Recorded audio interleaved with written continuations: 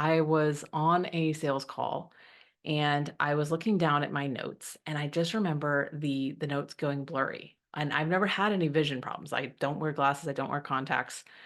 And I looked down and it was like water was over the writing. I just couldn't see it. How to heal from and how to cope with optic neuritis from MS. I know it's a fun subject, but if you've clicked on this, you're probably dealing with it right now. And as someone who has dealt with this myself, I just want to say my heart goes out to you. I know it's scary. I know it's not fun at all. And I guess I want to give you a little bit of hope and I want to share with you my story and what I did and how I was able to get through the maybe month or so of dealing with it so that you have some sort of sense of control of what you can do to help. Not a doctor, not prescribing anything. I'm just sharing with you my story and hopefully something that could help you, if nothing else, not feel so alone in this journey. So, first of all, I just want to preface this with I have had MS or at least been diagnosed with it for the past 10 years. Because I've now had it for 10 years, I think back about when I first got it and I was terrified. I thought I thought I had a brain tumor. I thought that I was going to die. I thought that I was going to be in a wheelchair automatically. I had a million scary thoughts. And I know that everyone's journey with MS is different. But I will say, at least for my journey, I haven't been in a wheelchair. I've had a little bit of problems with walking here and there. I've definitely had the tingles and the numbness and, some different symptoms like that. But for the most part, I've been pretty good. And I really think that that's mostly due to reducing stress, diet, just active choosing to use holistic, natural, healthy ways to heal myself. I will say I also did use Tecfidera in the beginning. And then after several years, the doctor said it doesn't seem like it's working anymore, so you can stop taking it. And I've been off Tecfidera now for, I think, 3 years, and nothing really extreme has happened. I was so scared that, like, once I went off it, it's like all of a sudden it would all just completely collapse, but honestly, it's just been when I'm stressed out, I get tingles, I get numbing, and especially if I don't eat well, if I'm eating poorly. So if I could go back and tell my past self anything, it's just you're gonna be okay. It's gonna be a struggle. There might be times that you're not sure what's going on, and even the doctors aren't sure what's going on, but you're gonna get through this. You can persevere. Keep finding ways to take care of yourself and just do everything that you can. And the rest of it is up to, God, the universe, whatever you believe in. It's just you just do the best that you can and you're gonna be okay.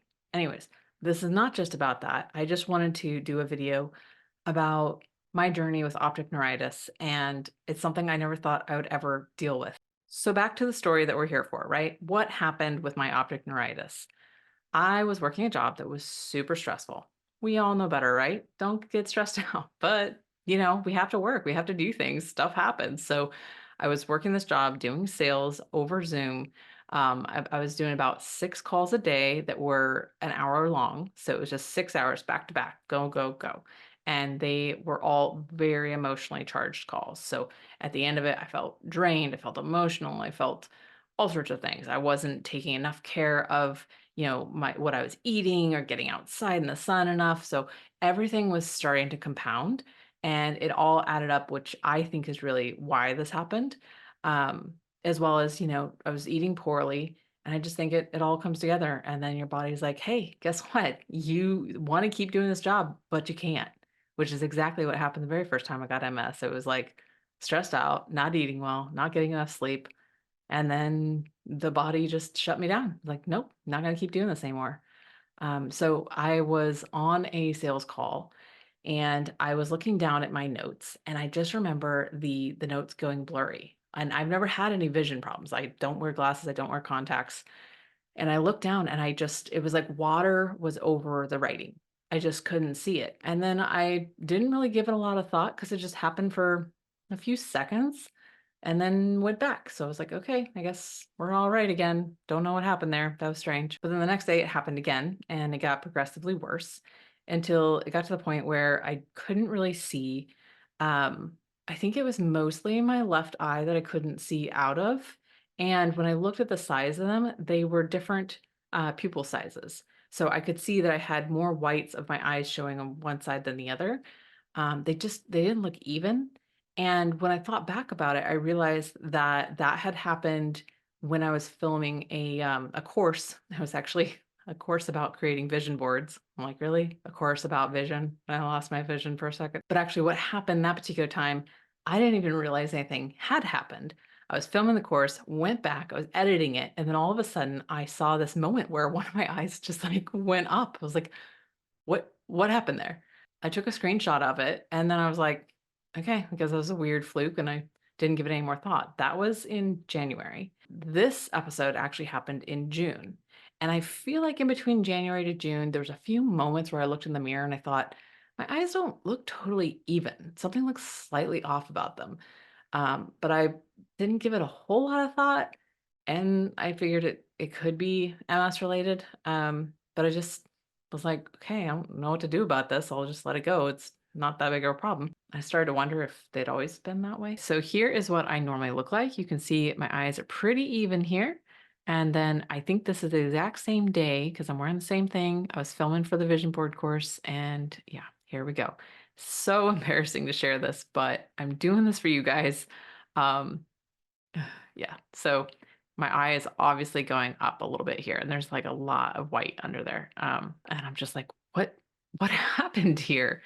And then so that was in January, and then this is in June. So this is at some point after it had already happened, but you can see that this eye is it's just like smaller. Like there's less of the eyelid showing. The whole thing just looks smaller. And then if I opened my eyes wide, then you would see that like the pupils and everything just looked a little bit different. Um, so it wasn't like extreme. It wasn't like I was constantly walking around like this, but something was going on. So back to June, I'm having this problem of my eyes. Um, just not working right. And one of them, I feel like I think it was all pretty much on the left side, but it was like it was blinking, or it was like, when it's too bright out and your eyes just naturally squint because you're like, oh, you just don't want the bright lights in your eyes. And so your eyes just naturally squint.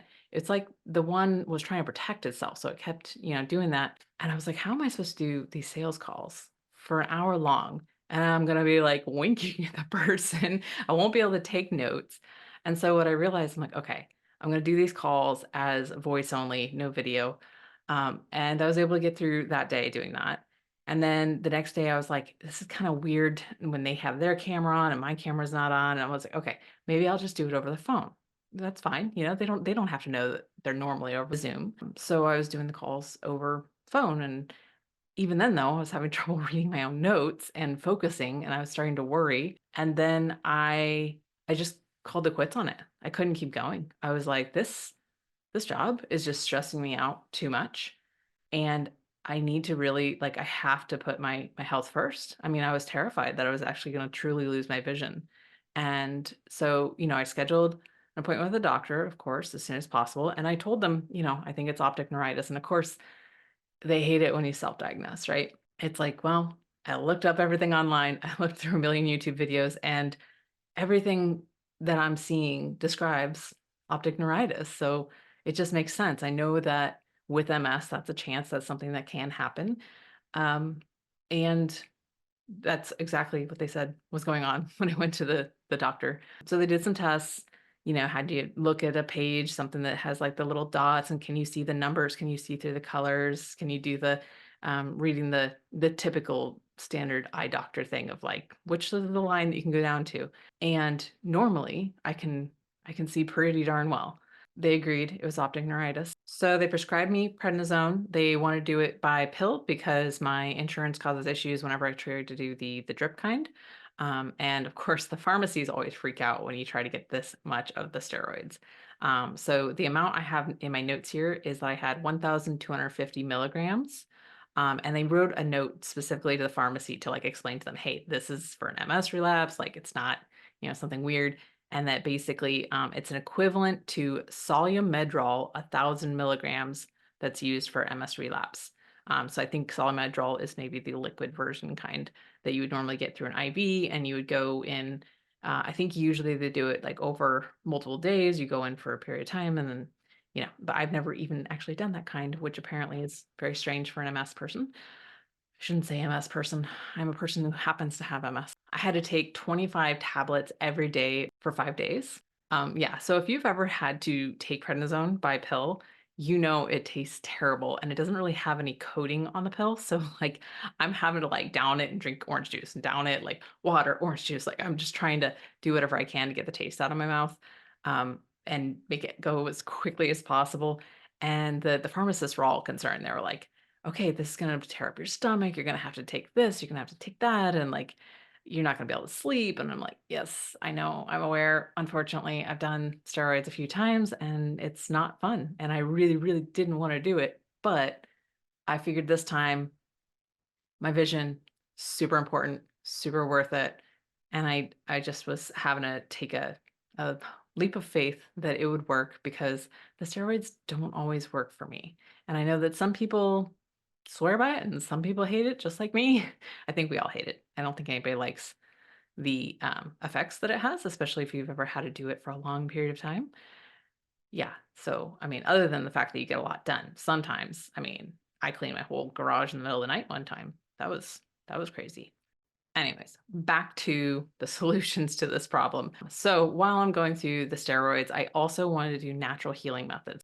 One other thing on steroids that I was a little bit upset when I finally found this, and I don't remember exactly where I found it, but I have it in my notes and you can try to find it online. But it was a disclaimer on like a medical website basically saying oral corticosteroids, for reasons that are not understood, may be associated with an increased risk of developing recurrent optic neuritis and should generally be avoided in this circumstance. I think for that, they were talking about if you had optic neuritis, and they were kind of saying, like, because you can get it from other things besides MS, to try to take the Solumedrol drip version as versus oral. And I'm like, oh, great. I've only done the oral ones. Is this why I got that? It's probably not at all related, probably totally in my head. But um, yeah, I did find that disclaimer and I haven't seen that anywhere else. So I just kind of want to put that out there as like a hey, yes, it's great to have steroids and they may help us from time to time and it may be the thing that keeps us from having further damage. And they also come with a lot of side effects that we need to not take so lightly. And I feel like doctors take way too lightly because they can cause other problems. So back to the positive side, what did I do that actually helped? So I read a lot of these things. I found them on YouTube videos, super helpful. You're probably going down the same YouTube rabbit hole I went down, but things like having juice, I would just put all of these juices into one green juice, but you could separate them if you want, by making sure that I was getting spinach, carrot, beets, and ginger. So obviously we've always heard, probably since we were kids, that carrots are good for your eyes, right? Spinach is just like good for everything. I'm sure there's a ton of like vitamins and things I could list, but just Google it. Beets are really good. And also if you go like with the Dr. Wall's diet, they always talk about the darker the vegetables, the healthier it's going to be for you, like having very colorful fruits and very deep dark green, like spinaches and kales and things like that. So putting those in a juice, and then ginger is good for being anti-inflammatory. So I just put them all in one juice or like went somewhere that makes juices. And then the other thing is the soybean milk with a tablespoon of honey before going to bed. So I was like, you know what? I don't normally do soy milk, but if it magically can help this, like, sure, let's go get some soy milk and put some honey in it. And it tasted good. I had apples, I had yogurt. It's very helpful for the gut. It has all sorts of like healthy bacteria growing properties, and then pineapple. So I'm like, I don't know. They keep saying this is the magical cure. I like pineapple. Let's just have some more pineapple in our diet. So obviously I cut out things like alcohol, anything that was like refined sugars, gluten. I cut out breads as much as I possibly could, trying to make sure that I was eating more salads, meat, veggies, fruits, the basic stuff of what we all know is healthy. And sometimes we fail to actually do. I also made sure to get lots of rest and sleep because I know when we're sleeping, our bodies are healing. So everything I could do to de-stress, not put any extra strain on my eyes, and also another coping mechanism that I used because I still had to be on Zoom for some of my meetings and things, and it was terribly embarrassing. And I didn't want to tell anyone that I was going through it at the time. So sometimes I was like, I'll just put my hair in front of my eye. Oh, they won't notice because if it closes just a little bit, like, okay.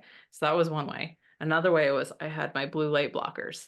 And if I angled it just right, because I had my office over at my desk over here, and the window would kind of like create this glare. And I was like, all right, let me just have the glare of my blue light blockers hide my eyes for the most part, because then you can't see it as well as like that's more obvious, you know? I'm like, all right. Um, so some people might want to just admit it and be like, hey, I'm dealing with some vision problems. Probably most people are in the same situation as I was, and not wanting to tell anyone except for, my husband knew, my family knew, and that was about it. Now you and the whole world know. But I'm hoping this helps you to know what I did to cope with it, what I did to help myself heal. And the steroids ended up working, I think, by like the last day. It seemed like it was a 5-day course. It seemed like it was around the last day that it really started to kick in. Maybe it seems like usually the steroids will sometimes at day 2 or 3, I feel a little bit. Um, but it was, I'd say, around a month or so of kind of dealing with it. It wasn't, I feel like it became less obvious, but I just remember like I'd be doing the dishes or something and all of a sudden my like eye would just start closing a little bit. And I also remember that I was afraid to drive because I thought like, what if something goes wrong and I just all of a sudden can't see? Like I don't want to be in charge of a car, and cause anyone else to have a problem. But these are the things that I did, and I'm fine now. Okay, so here's my eyes today. Let me get my hair out of my face so that you can see with the even lighting. I think I think that they're good. I think that they're even. Eye makeup might not be even, but what do you guys think? They work. That's what's important. I just want to give you some hope that your vision might come back perfectly. Like I have no problems right now at all. And that was last June. We're in March now. So quite a while. I have faith that everything's going to be fine. And I also think that if I ever have a problem again, I know what to do. I know that I'm probably going to have to do steroids, drink the juices, eat the fruits and veggies, don't eat the sugary things and the breads and the gluten and things that there's plenty of science saying that that's not helpful for us, even if we didn't have MS. And just do the best we can to like reduce stress, do self-care practices. Um, and that's all we can do is just keep trying new things, which actually I have tried a lot of new things since my last video about this. And I'm thinking about doing a whole video about all the strange things that I have tried and if they worked or not. So if you're interested in that, comment below. Let me know things that you've tried. And maybe it's something I haven't yet and I can try it and tell everybody about my experience with it. So and if you haven't watched it yet, I do have a video that's all about healing MS flare-ups. It shows a whole bunch of different things that I tried, and a lot of them I still do to this day, and I find massively helpful. So I will put the link here for that. And guys, I'm just sending you so much love and so many healing vibes. You're going to get through this.